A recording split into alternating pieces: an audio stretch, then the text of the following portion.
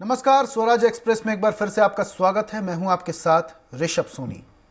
उत्तर प्रदेश में हुए उपचुनाव में रामपुर में बीजेपी का इंतजार अब खत्म हुआ। वहीं डिंपल यादव ने मैनपुरी में इतिहास रच दिया है, जबकि खतौली में आरएलडी के मदन भैया ने बीजेपी को पटखनी दी है। देखिए रिपोर्ट। रामपुर में आजम के किले को बीजेपी ने ढहाया। मैनपुरी लोकसभा सीट पर डिंपल यादव की रिकॉर्ड तोड़ जीत। खतौली में आरएलडी के मदन भैया का चला जादू। रामपुर विधानसभा सीट में आजम खान का गढ़ बीजेपी ने ध्वस्त कर दिया है। रामपुर विधानसभा सीट उपचुनाव में बीजेपी ने जीत दर्ज कर ली है। बीजेपी प्रत्याशी आकाश सक्सेना ने 33,702 वोटों से जीत हासिल की। आजादी के बाद इस सीट पर 18 बार चुनाव और 2 बार उपचुनाव हुए हैं। इनमें 10 बार आजम खान और एक उपचुनाव में उनकी पत्नी डॉक्टर तंजीन फातिमा ने जीत हासिल की है। बीजेपी ने आजम खान की सदस्यता खत्म होने के बाद आखिरकार रामपुर विधानसभा सीट जीत ली है। वहीं खतौली विधानसभा सीट पर बीजेपी को शिकस्त मिली है। खतौली में आरएलडी उम्मीदवार मदन भैया ने बीजेपी की राजकुमारी सैनी को 22,165 वोटों के बड़े अंतर से हरा दिया। खतौली सीट के नतीजे बता रहे हैं कि आरएलडी के साथ सपा और चंद्रशेखर की पार्टी के आने से जबरदस्त फायदा हुआ है। तीनों दलों ने सीधे सीधे दलित वोट बैंक में सेंधमारी की है, जिसका नुकसान बीजेपी को हुआ है। इधर मैनपुरी लोकसभा उपचुनाव में डिंपल यादव ने 2,88,461 वोटों से जीत हासिल की है। मैनपुरी की जनता ने मुलायम सिंह यादव को श्रद्धांजलि देते हुए यादव परिवार की बड़ी बहू डिंपल यादव को संसद पहुंचा दिया है। डिंपल यादव ने मैनपुरी लोकसभा सीट रिकॉर्ड मतों से जीती है। 2019 लोकसभा चुनाव सपा संरक्षक मुलायम सिंह यादव ने 95,000 से ज्यादा वोटों से जीती थी, जबकि डिंपल ने 2,88,461 वोटों से जीत हासिल की है। 2014 में मैनपुरी लोकसभा सीट मुलायम सिंह यादव ने 3.5 लाख से ज्यादा वोटों से जीती थी। मैनपुरी में डिंपल यादव की अप्रत्याशित जीत के बाद कार्यकर्ताओं ने सपा कार्यालय के बाहर जश्न मनाया। वहीं चुनाव में स्टार प्रचारक रहे पूर्व मंत्री रामाश्री विश्वकर्मा ने 2024 के लिए इसको सबसे मुफीद एहसास बताया। सपा विधायक रविदास मेहरोत्रा ने तो अखिलेश यादव को अगला पीएम बनाने का आंकड़ा ही पेश कर डाला। चुनाव के पहले समाजवादी पार्टी के नेताओं को, कार्यकर्ताओं को जगह जगह से गिरफ्तार भी करने का काम किया गया, डिस्टर्ब भी करने का काम किया गया। इसके बावजूद हम मैनपुरी की महान जनता को बधाई देना चाहते हैं कि तमाम अवरोध और तमाम डिस्टर्बेंस के बावजूद मैनपुरी की जनता ने समाजवादी पार्टी के प्रत्याशी श्रीमती डिंपल यादव को 2 लाख से ज्यादा वोटों से जिताने का काम कर रही है। साफ जाहिर है कि उत्तर प्रदेश उपचुनाव में समाजवादी पार्टी ने मैनपुरी में तो अपने किले को बचाया है, साथ ही आरएलडी के साथ अपने गठबंधन की नई शुरुआत भी कर दी है। तो वहीं रामपुर में बीजेपी के आकाश ने आजम के गढ़ में सेंध लगाकर बीजेपी को संजीवनी दी है। Bureau report, Swaraj express. और इस मुद्दे पर चर्चा के लिए हमारे साथ मौजूद हैं कीर्तिनिधि पांडे, सपा नेता अशोक सिंह राजपूत, वरिष्ठ पत्रकार गौरव मिश्रा, बीजेपी नेता हैं जो कि। अब सबसे पहले मैं अशोक सिंह राजपूत, वरिष्ठ पत्रकार जो कि हमारे साथ जुड़ चुके हैं, उनके पास जाता हूं। अशोक जी, कैसे देखते हैं आप इस पूरी राजनीति को, उत्तर प्रदेश की राजनीति जो कि पूरे भारत में मशहूर है, और यह भी कहा जाता है कि जिसे केंद्र में सरकार बनानी हो वो उत्तर प्रदेश के चुनाव जीत ले।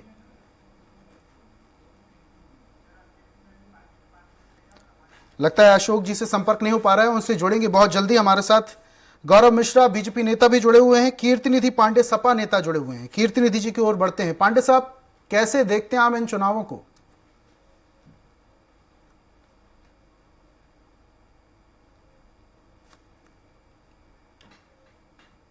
पांडे साहब सुन पा रहे हैं?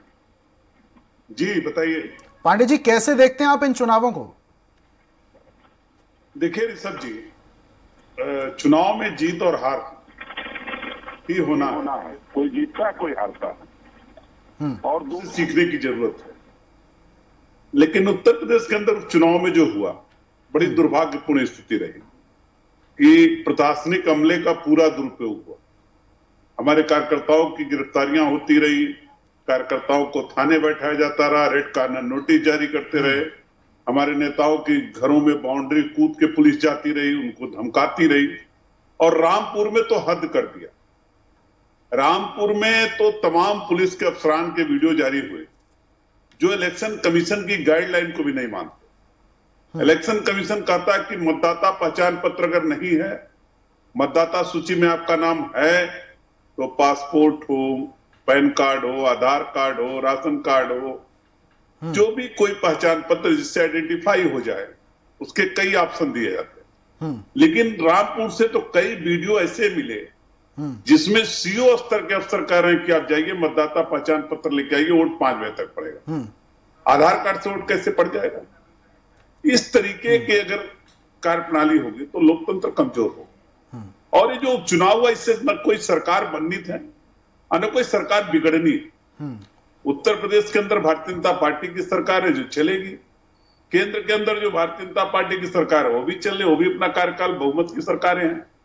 लेकिन चुनाव में लोकतंत्र मजबूत होना चाहिए, लोकतंत्र में विपक्ष मजबूत होना चाहिए, और इसके लिए निष्पक्षता बहुत जरूरी। रामपुर के अंदर 20 राउंड तक हमारे उम्मीदवार जीत रहे थे। 20 राउंड के बाद एक ही झटके में भारतीय जनता पार्टी के उम्मीदवार जीत गए, और जो उम्मीदवार पीछे था हमारे उम्मीदवार से, वो 7 राउंड में ही बहुत आगे चले गए, दुगना वोट पा गए। ये बड़ी हास्यास्पद स्थिति है। तो कुल मिला के पांडे जी, आप ये कहना चाह रहे हैं कि कहीं ना कहीं सत्ता का दुरुपयोग किया गया। आपके पास वापस से आऊंगा। गौरव मिश्रा हमारे साथ जुड़ चुके हैं, बीजेपी नेता हैं यूपी से। गौरव जी, बड़े संगीन आरोप लगा रहे हैं पांडे जी, और सत्ता का दुरुपयोग तो ठीक है, ये भी कह रहे हैं कि कार्यकर्ताओं को जेलों में बंद किया जा रहा था।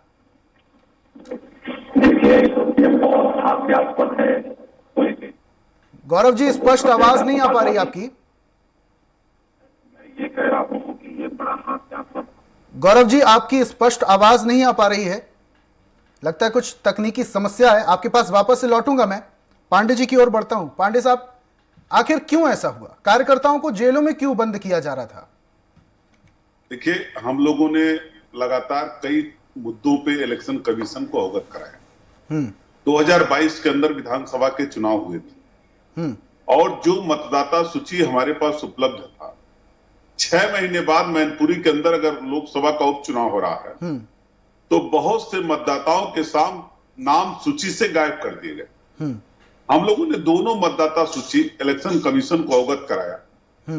मैनपुरी के अंदर तमाम थानेदार जो अंडर ट्रांसफर थे, जिनके ट्रांसफर हो गए थे, उनको वहां के प्रशासन ने रिलीव नहीं किया, केवल इसलिए कोई चुनाव कराएंगे। और जिस तरीके उसकी भी शिकायत हमने किया। जिस तरीके से हमारे नेताओं को अरेस्ट किया जा रहा था, उनको रेड कॉर्नर नोटिस जारी किया जाता, उनको प्रताड़ित किया जा रहा था, उसकी भी शिकायत इलेक्शन कमीशन को। और हमने तो कल आपको बता रहा हूं, कल हम लोगों ने, हमारे नेता प्रोफेसर रामगोपाल यादव जी ने इलेक्शन कमीशन को बाकायदा पत्र लिख करके और तमाम एविडेंसेज के साथ लिखा कि रामपुर का चुनाव निरस्त कर दिया जाए, क्योंकि रामपुर का इतिहास है कभी 60% से कम वोट की पोलिंग ही नहीं हुई। वहां मतदान के दिन महिलाओं पे लाठीचार्ज, बेटियों पे लाठीचार्ज, पुरुषों पे लाठीचार्ज, चेहरा देख करके लोगों को बूथों से भगाया जा रहा है। ये लोकतंत्र में कहां खड़ा है उत्तर प्रदेश? तो पांडे साहब, आप जो आरोप लगा रहे हैं, तो डिंपल यादव जो भारी बहुमत से जीती हैं, तो क्या उसके लिए भी आप नोटिस जारी करेंगे? क्या उसके लिए भी आप शिकायत पत्र भेजेंगे? ये तो जनता का आपको मैं बताया ना, मैंने मैनपुरी के लिए भी शिकायत किया था, मतदाता सूची में गड़बड़ी थी, अंडर ट्रांसफर थानेदार नहीं रिलीव किए गए, वहां भी कार्यकर्ताओं। तो पांडे साहब, आपको ये नहीं लगता है कि जो डिंपल यादव जो हैं, उनकी जीत में कहीं ना कहीं जनता का हाथ है? जनता ने उन्हें चुना। वापस से मैं आऊंगा। गौरव मिश्रा हमारे साथ जुड़ चुके हैं। गौरव जी, बड़े आरोप लगा रहे हैं कीर्तिनिधि पांडे जी, सपा नेता, कार्यकर्ताओं को जेलों में क्यों बंद किया जा रहा था आपकी तरफ से? बीजेपी की सरकार है उत्तर प्रदेश में, क्या वर्चस्व का गलत इस्तेमाल किया जा रहा था? देखिए, बड़ी हास्यास्पद आरोप है, कोई भी सुनेगा तो इस पर हंसेगा। सत्ता पक्ष यदि दुरुपयोग करते अपने शक्ति का, तो क्या ये रिजल्ट आता? समाजवादी पार्टी जिस तरीके से अपने शासनकाल में सत्ता का दुरुपयोग करती थी चुनाव में, तो उस समय परिस्थितियां कुछ और होती थी। वो सत्ता पक्ष का चुनाव होता था और सत्ता के पक्ष में जाता था, लेकिन निष्पक्षता के साथ वोटरों ने वोट दिया है। आज माननीय मुलायम सिंह जी को एक प्रकार से श्रद्धांजलि दी गई है उस क्षेत्र की जनता के द्वारा, उसका सहर्ष स्वागत करना चाहिए। और इस तरह के अनर्गल आरोप और इस प्रकार का दोषारोपण करना मुझे लगता है लोकतंत्र की स्वस्थ परंपरा के विरुद्ध है। और जैसा कि लोकतंत्र के खिलाफ हमेशा समाजवादी पार्टी ने काम किया है, तो वैसा ही परिचय इस तरह के बयानों में भी देखा जा सकता है। मुझे इसमें कोई आश्चर्य नहीं है, लेकिन सत्ता पक्ष किसी भी प्रकार से अगर दुरुपयोग करता अपनी शक्तियों का तो परिणाम ऐसा नहीं आता। वहीं रामपुर में देखिए, रामपुर में निष्पक्ष तरीके से चुनाव हुआ। आजम खान राज से जो पीड़ित जनता थी, जो सताया था उन्होंने, उसका परिणाम मिला। और वहां भी यदि दुरुपयोग होता तो ये मार्जिन और कहीं और बढ़ जाता और आगे निकल जाता। तो मुझे लगता है कि भारतीय जनता पार्टी के साथ इस तरह के आरोप लगाना वो उचित नहीं। और ये तो चुनावों के वोटिंग के पहले ही। लेकिन मिश्रा साहब पांडे जी कह रहे हैं कि अचानक से नतीजे बदलने लगे, अचानक से आंकड़े बदलने लगे, बीच समय से आंकड़े कैसे बदलने लगे, ये भी बड़ा सवाल है। नहीं, ये अनर्गल आरोप है, इसका कोई आधार नहीं है। अगर इसमें थोड़ा भी अगर दम होता तो परिणाम कुछ और होते। पांडे जी क्या कहेंगे? पूरी बात सुनी आपने गौरव मिश्रा जी की। देखिए, तमाम वीडियोज अगर कहेंगे गौरव जी तो मैं उनको भेज दूंगा। जो वर्दी पहन करके लोग इलेक्शन कमीशन की गाइडलाइन नहीं मान रहा है, उसका वीडियो भी अगर गौरव जी के पास में होगा तो हम भेज देंगे। जिस तरीके से पुलिस हमारे कार्यकर्ताओं के घरों में बाउंड्री कूद करके अंदर प्रवेश कर रही है, उसका वीडियो अगर उनके पास नहीं होगा तो भेज देंगे। जिस तरीके से मतदान से पहले भी हमारे उम्मीदवार आसिम रजा पे लाठीचार्ज करके उनकी गिरफ्तारी की गई, उनके समर्थकों को लाठियों से पीटा गया, उसका वीडियो भी जारी है। और मतदान के दिन जिस तरीके से इलेक्शन कमीशन ऑप्शन देता है मतदाता पहचान पत्र न रहने के बाद, और बूथों के पहले ही रोक करके लोगों को भगाया जा रहा है, लाठीचार्ज किया जा रहा है। तो पांडे साहब बेवजह लाठीचार्ज किया जा रहा है क्या? बेवजह लाठीचार्ज किया जा रहा है, या फिर उनकी तरफ से कोई एक्शन हुआ होगा कार्यकर्ताओं की तरफ से, या फिर पुलिस बेही वजह? जी देखिए, दो चीजें हैं। जो इलेक्शन से एक दिन पहले हमारे उम्मीदवार धरने पे इस बात के लिए बैठे थे कि हमें रामपुर के पुलिस पे भरोसा नहीं है, बाहर से फोर्स बुलाया जाए और चुनाव करा दिया, मतदान करा दिया जाए, बाहर से फोर्स बुला लिया जाए और मतदान हो जाए। ठीक है पांडे साहब, आपके पास वापस से आऊंगा। मिश्रा साहब पूरी बात सुनिए आपने पांडे जी की। बड़ा आरोप लगा रहे हैं, पुलिस प्रशासन पर भी आरोप लगा रहे हैं कहीं ना कहीं। क्या कहेंगे आप इसमें? कहीं ना कहीं छल हुआ है क्या?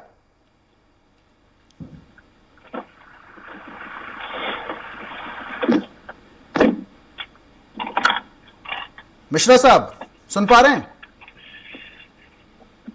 आपकी आवाज बहुत ब्रेक हो रही है। जी मिश्रा साहब, मेरा सवाल है क्यों कार्यकर्ताओं पर बेवजह लाठीचार्ज की गई, क्यों कार्यकर्ताओं के घरों में घुसा गया? आखिर क्यों पुलिस ऐसा बर्ताव कर रही थी आपकी सत्ता होते हुए भी?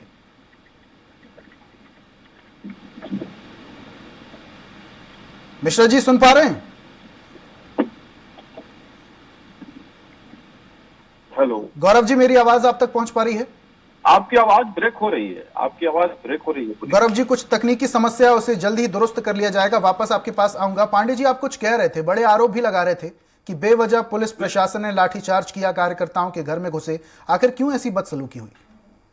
देखिए, वजह तो यही था कि किसी तरह सत्ता के बल पे चुनाव जीत लिया जाए, और रामपुर के अंदर उसका हस्त्र भी दिखा। नहीं तो खतौली भी हमारे गठबंधन के उम्मीदवार आरएलडी के मदन भैया चुनाव जीते। मैनपुरी में नेताजी की सीट, नेताजी मतलब मैनपुरी, मैनपुरी मतलब नेताजी, और नेताजी के अनुपस्थिति का चुनाव। और मैं कह रहा था, मैं तो कल से कह रहा था 3 लाख वोटों का डिफरेंस होगा जीत में। और लगातार डिंपल जी ने जो बढ़त बनाया, जहां भारतीय जनता पार्टी के एमएलए थे वहां भी बढ़त बनाया, और 5 सीटों पे बढ़त बनाते हुए बड़ी जीत हासिल किया। मैनपुरी के लोग बधाई के पात्र की इतने उत्पीड़न के बाद, इतनी प्रताड़ना के बाद पुलिस ठीक है, लगातार हमारे ठीक है पांडे साहब, वापस आऊंगा आपके पास। तकनीकी समस्या दूर हो चुकी है। गौरव मिश्रा जी हमारे साथ जुड़ चुके हैं। गौरव जी, बड़े आरोप, कार्यकर्ताओं पर लाठीचार्ज बेवजह किया गया, सत्ता का दुरुपयोग किया गया, और तो और पांडे साहब कह रहे हैं कि अगर आपके पास वो वीडियो ना हो तो वो पहुंचा देंगे सबूत के तौर पर। देखिए, समाजवादी पार्टी के कार्यकर्ता अपने उपद्रव और तांडव के लिए जाने जाते हैं, अपराध के लिए जाने जाते हैं, कानून विरुद्ध काम करने के लिए जाने जाते हैं। लॉ एंड ऑर्डर को जब वो प्रभावित करेंगे तो प्रशासन अपना काम करता है, और जिस क्षेत्र में चुनाव होता है वो उस क्षेत्र का चुनाव आयोग के अधीन होता है, वो सारे निर्णय लेते हैं। उसमें सरकार कहां से आ जाती है, मुझे ये नहीं समझ में आता। और यदि सरकार अपने शक्तियों का प्रयोग करती तो क्या ऐसा रिजल्ट आता, ऐसा परिणाम आता? ये तो एक कॉमन सेंस की बात है कि स्वीकार करने योग्य बातें नहीं है। मुझे लगता है कि इस तरह के आरोपों से बचना चाहिए। ठीक है, आपके पास वापस आऊंगा। पांडे जी क्या कहेंगे, हार को स्वीकार क्यों नहीं कर ले रहे हैं? देखिए, हमने तो कहा कि चुनाव में जीत और हार होती है। हम लोग मैनपुरी जीते हैं, बड़े अंतर से जीते हैं। मैनपुरी के लोग बधाई के पात्र। खतौली भी जीते हैं, जहां जो विक्रम सैनी और भारतीय जनता पार्टी की थी। लेकिन मैं कह रहा हूं कि मैं कोई सवाल आज नहीं खड़ा कर रहा ऋषभ जी। मैंने इलेक्शन कमीशन को इलेक्शन के दौरान भी अवगत कराया रामपुर के बारे में। मतदान के दिन भी हमारे पार्टी के मुख्य सचेतक मनोज पांडे जी के नेतृत्व में तमाम विधायकों ने इलेक्शन कमीशन जाकर के अवगत कराया कि साहब वहां वोट नहीं पड़ पा रहा, उसकी व्यवस्था किया जाए, उसकी निगरानी की जाए। और हमने कल भी इलेक्शन कमीशन को तमाम एविडेंसेस के साथ अवगत कराया कि इतने विपरीत परिस्थितियों में चुनाव निष्पक्ष नहीं हो सकता, लिहाजा चुनाव निरस्त कर दिया जाए, पुनः चुनाव कराया जाए।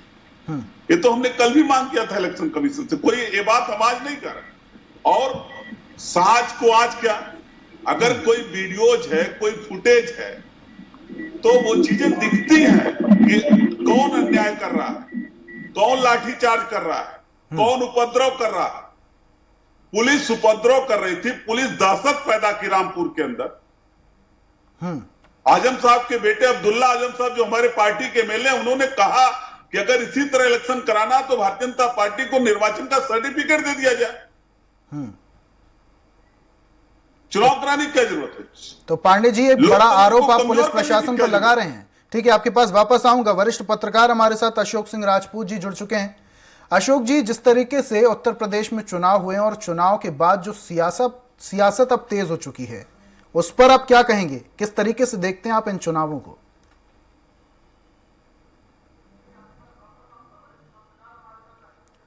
अशोक जी सुन पा रहे हैं? अशोक जी, मेरी आवाज आप तक पहुंच पा रही है? नहीं, आवाज ही नहीं आ रही जी। अशोक जी, मेरी आवाज आप तक पहुंच पा रही है?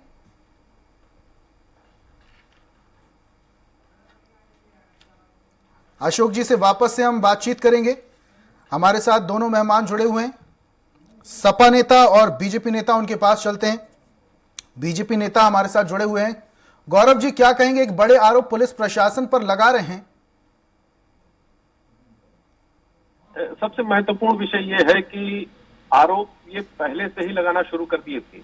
जिन्हें हार का भय होता है, जिन्हें अपने ऊपर विश्वास नहीं होता, वो उसका रास्ता खोजना शुरू कर देते हैं और उसके बचाव में कोई न कोई उपाय लगाते हैं। यही कारण है कि ईवीएम को लेकर के, प्रशासन को लेकर के चुनाव के पूर्व से ही इन लोगों ने आरोप लगाना शुरू किया था, समाजवादी पार्टी के लोगों ने, जबकि उसमें कहीं कोई सच्चाई नहीं थी।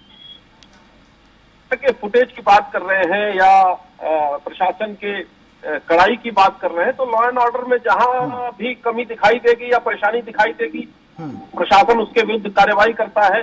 और मुझे नहीं लगता है कि उसको इस दृष्टि से देखना चाहिए कि चुनाव को प्रभावित कर रही है सरकार। चुनाव को यदि सरकार प्रभावित करती तो आप ये ध्यान रखिए कि सरकार जिसकी होती है उपचुनाव उसका होता है, ऐसा मिथ बना हुआ था देश भर में पिछले 70 वर्षों की राजनीति में। जिसकी सरकार होती थी उपचुनाव उसके खाते जाते थे। तो क्या ये परंपरा टूटी कि नहीं टूटी भारतीय जनता पार्टी के सरकार के रिजीम में? तो भारतीय जनता पार्टी की सरकार की निष्पक्षता परिणाम स्वयं बताते हैं। हाँ, मैं ठीक है मिश्रा साहब, आपके पास वापस से आऊंगा। इस बातचीत को अपन जारी रखेंगे। वरिष्ठ पत्रकार हमारे साथ जुड़ चुके हैं अशोक जी। अशोक जी, उत्तर प्रदेश के चुनाव को किस तरीके से आप देखते हैं? एक तरफ सपा नेता आरोप लगा रहे हैं बीजेपी पर कि सत्ता का दुरुपयोग किया गया, जो कार्यकर्ता थे उन पर लाठीचार्ज की गई, और दूसरी तरफ बीजेपी नेता कह रहे हैं कि कहीं ना कहीं हार को पचा नहीं पा रहे हैं सपा नेता।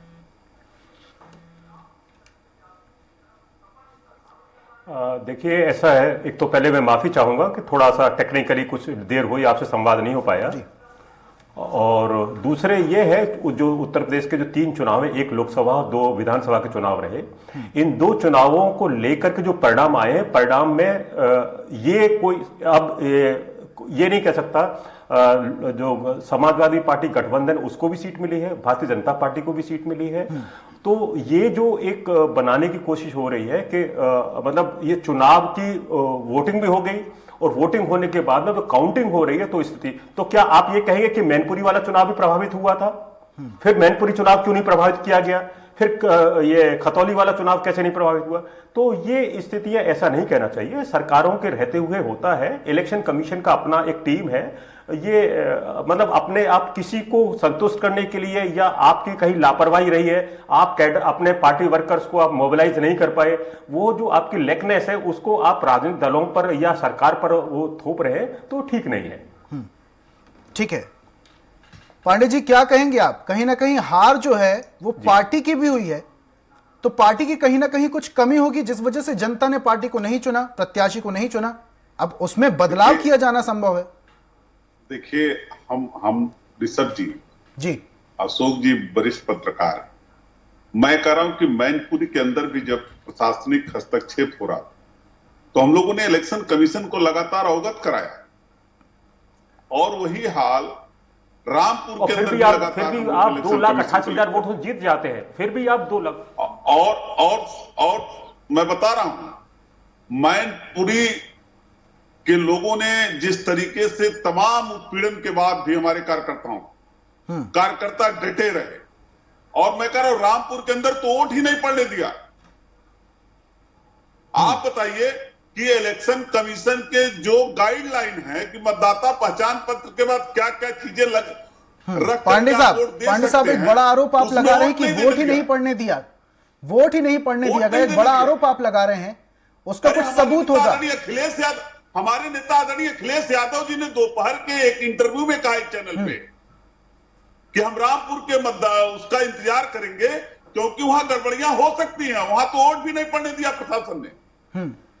ठीक है, ये बात हमारे नेता, ठीक है मिश्रा साहब, क्या कहेंगे आप? वोट ही नहीं पड़ने दिया गया, एक बड़ा आरोप लगा रहे हैं।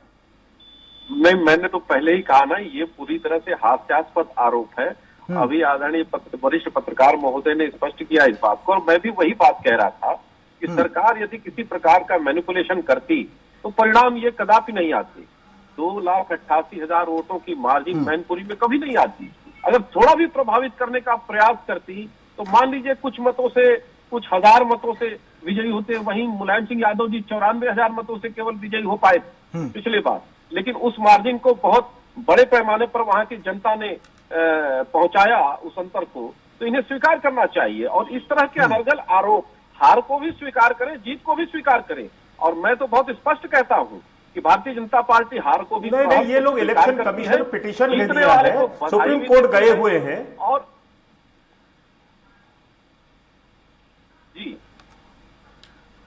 जी ठीक है, अशोक जी कुछ कह रहे हैं आप? अशोक जी, समय की बाध्यता है, ये कह रहा हूं जल्दी से आप अपनी बात को रखें। वोट पर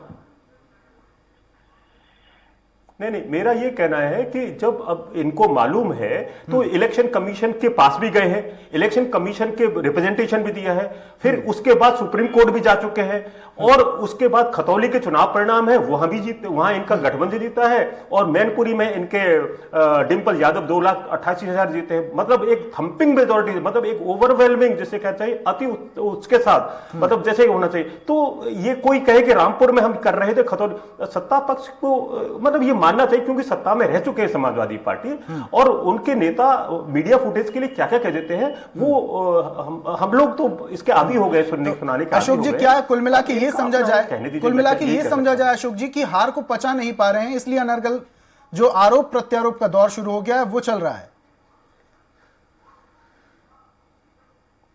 देखिए, अब मैं तो एक बहुत गंभीर बात यह कह देना चाहता हूं, पिछले 37 साल में 40 साल के अंदर आजम खान साहब एक तरफा जीतते थे और किसी को 10-10 सीटें जीतते थे, तब क्या वह उसको पूरी तरह से इम्पैक्ट करते थे? क्या वो नहीं लोगों के वोट में पड़ने देते थे क्या? देखिए, एक वोट पढ़ने का, वोट डालने का, सड़क से लोगों को ले जाकर वोट नहीं डाले जाते हैं। जो वोटर जेन्युइन वोटर होते हैं, जिनके पास लिस्ट में नाम होता है या जिनका कार्ड्स है, अथॉरिटी है, बहुत सारी चीजें हैं जिनको प्रूव करना होता है, तब आप जाते हैं, तब आप होते। आपके पास सब कुछ है और आप जाए ही ना तो कह देंगे साहब हम तो कोई इलेक्शन कमीशन मेरे आपके घर पर तो आके तो वोट आपसे डलवाएगा नहीं। ठीक है ना? अशोक की तमाम वीडियोज हैं जो सीओ भगा रहे हैं लोगों को,